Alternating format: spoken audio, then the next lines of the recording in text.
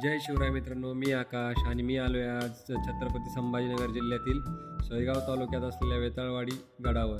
आणि हा माझा 36वा गड आहे. तर चला आपण आता गड बघून घेऊयात. वेताळवाडी गडाच्या एका बाजूला हळदा घाट रस्ता झाल्यामुळे या मार्गाने आपण जवळजवळ गडाच्या प्रवेशद्वारात पोहोचतो. प्रथम आपल्याला आपले भव्य 2 बुरुज आपले स्वागत करतात. हे बुरुज आणि या बुरुजावर नक्षीदार सज्ज आहे बघा.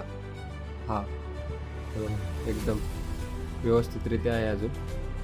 आणि याचे तोंड जंजाळा गडाकडे असल्यामुळे याला जंजाळा दरवाजा म्हणत असावीत असं मला तरी वाटतं, कारण की या दरवाजाचं नाव जंजाळा दरवाजा आहे.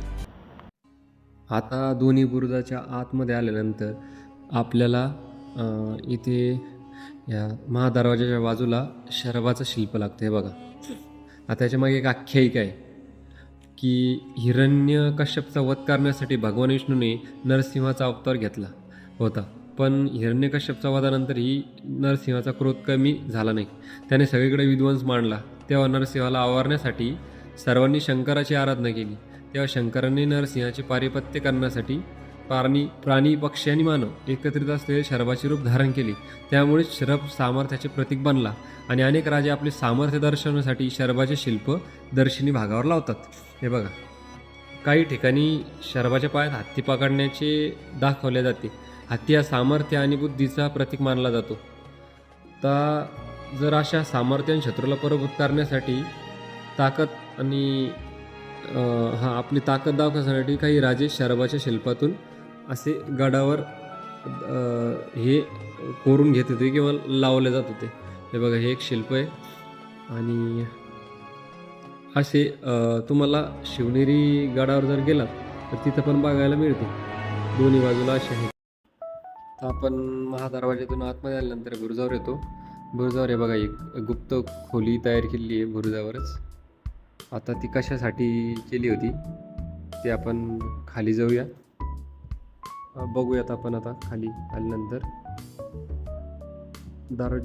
दरवाजापासून आतमध्ये आल्यानंतर आपण जेव्हा उजव्या साईडला वळतो तेव्हा वरती हा बुरुज लागतो आपल्याला, आणि त्या बुरुजावरच ही अशी खोली केलेली आहे.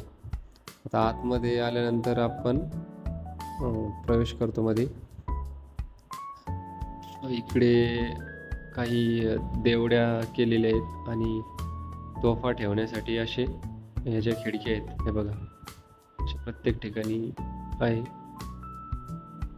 जर उद्या शत्रू महादरवाजापर्यंत आला तर त्याच्यावर तोफेचा मारा करण्यासाठी अशी बुरुजावर ही गुप्त जी खोली आहे ती तयार केली होती.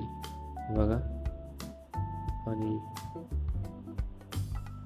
दरवाजा हे बघा, इकडनं जर शत्रू आला तर त्याच्यावर तोफेचा मारा करता यावा यासाठी अशा या खिडक्या केलेल्या होत्या. आता आपण काय करू, वर जाऊया.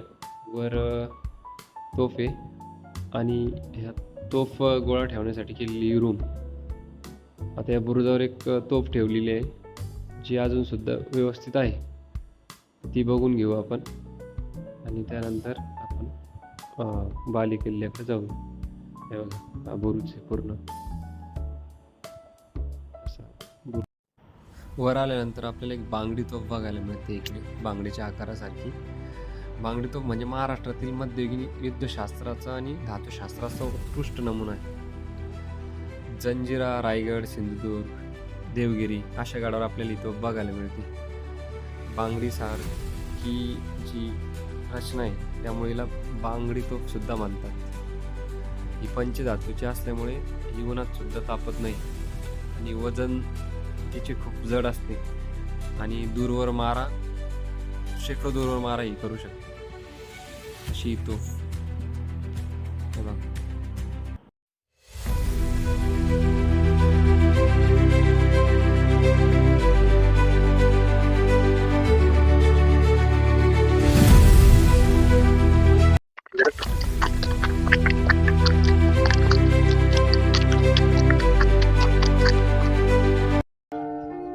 गडाच्या वरती आल्यानंतर आपल्याला काही इमारतीचे अवशेष बघायला मिळतात.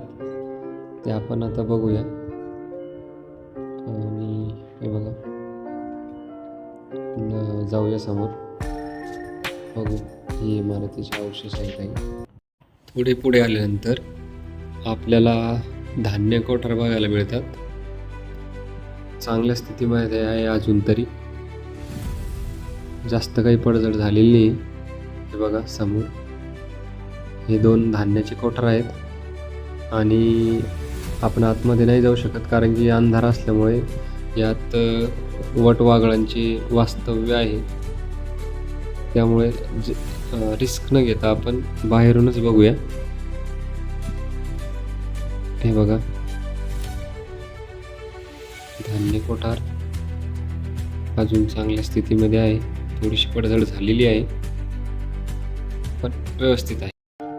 धान्य कोठारापासून पुढे आल्यानंतर आपल्याला एक मशीद लागते आणि त्यासमोर एक बांधीव तलाव आहे पाणी साठवण्यासाठी. आणि त्यासमोर एक मशीद आहे बघा त्यावेळीची, जी पडझड झालेली आहे आता. शहाजहानच्या आधिपत्याखाली गड असल्यामुळे मशीद आपल्याला इथे पाहायला मिळते. पुढे एक इमारत आहे जिथे गडावरती लोक हवा खाण्यासाठी येत होते, ते आपण बघूया.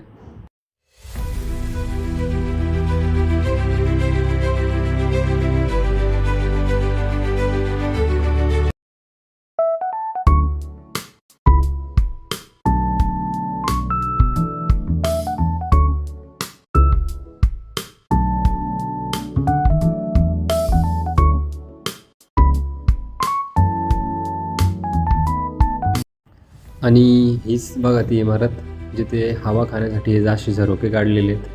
असं आपल्याला एक दौलताबादच्या देवगिरी गडावर सुद्धा बघायला मिळतं. खाली हा दरवाजा आहे जो वेताळवाडी गावातील लोकांना येण्यासाठी केलेला आहे. मागचा दरवाजा आहे हा. आणि समोर बघितला होता आपण तो जंजाळा दरवाजा होता.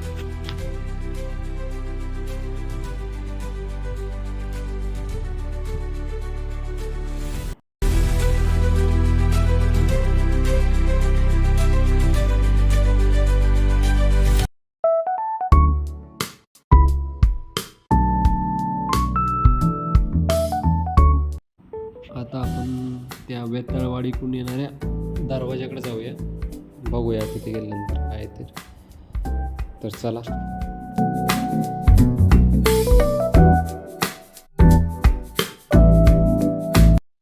तिथून खाली आल्यानंतर आपल्याला इथे एक चोर दरवाजा लागतो बघा.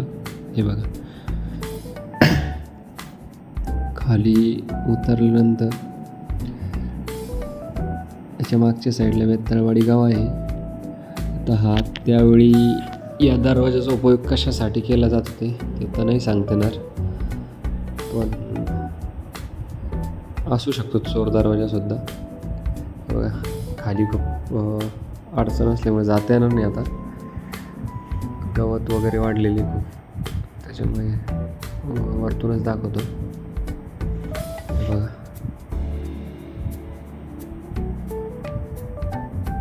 आणि या आपला हा जो तटबंदी आहे त्याच्यात हा दरवाजा आहे बघा. आणि तटबंदी बघा,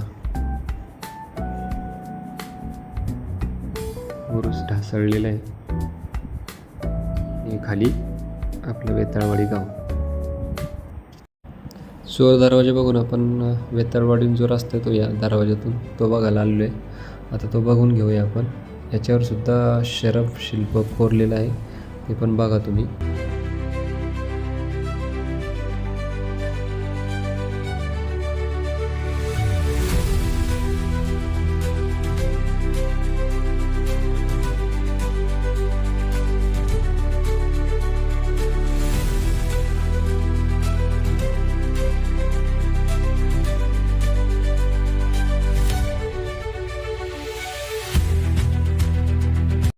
तर अशा प्रकारे आपला गड बघून पूर्ण झालेला आहे. जर व्हिडिओ आणि माहिती आवडली असेल तर आपल्या दुर्गा रोमांती यूट्यूब चॅनलला सबस्क्राईब करा, लाईक करा व्हिडिओ आणि शेअर करा. धन्यवाद.